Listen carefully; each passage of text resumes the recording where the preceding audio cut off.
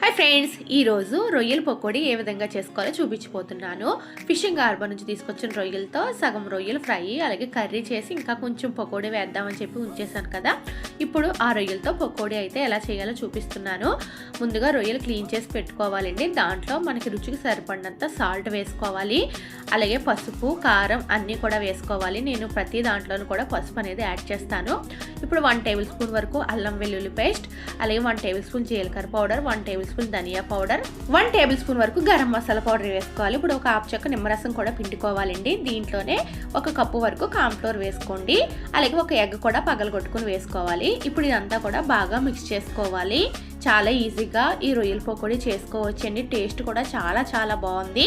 ఇప్పుడు ఇదంతా ఇలా మిక్స్ చేసుకున్న తర్వాత దీన్ని ఒక హాఫ్ అన్ అవర్ పాటు పక్కన పెట్టి ఉంచుకోవాలి. ఇప్పుడు స్టవ్ ఆన్ చేసుకుని కడాయి పెట్టుకుని దాంట్లో కొంచెం ఆయిల్ అయితే వేసుకోవాలి. నేను చిన్న కడాయిలో కొంచెం ఆయిల్ అయితే వేస్తానండి, ఎందుకంటే ఎన్వి కదా మళ్ళీ ఆయిల్ పక్కన పెట్టేయాలి అని చెప్పి చిన్న కడాయిలో ఆయిల్ వేసుకుని పకోడీ అయితే వేస్తున్నాను. ఆయిల్ కూడా చాలా తక్కువ వేసాను. ఇక్కడ ఆయిల్ బాగా వేడైన తర్వాత ఒక్కొక్క రొయ్య తీసుకుని మనం పకోడీగా వేసుకోవడమేనండి.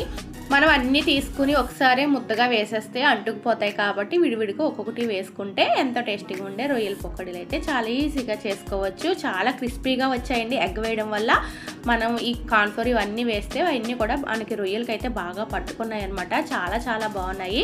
బయట రొయ్యల పకోడీ అయితే కొంచెం రెడ్ కలర్లో కనిపిస్తుందండి. వాళ్ళు ఫుడ్ కలర్ యాడ్ చేస్తారు కాబట్టి నేను ఫుడ్ కలర్ ఏమీ వేయలేదు కాబట్టి కలర్ అయితే ఈ విధంగా వచ్చింది. మీరు కావాలంటే కాశ్మీర్ చిల్లీ పౌడర్ వేసుకుంటే కలర్ కొంచెం రెడ్గా వస్తుందండి. ఇంతేనండి రొయ్యల పకోడీ. మీకు ఈ వీడియో వస్తే లైక్ చేయడం మర్చిపోకండి.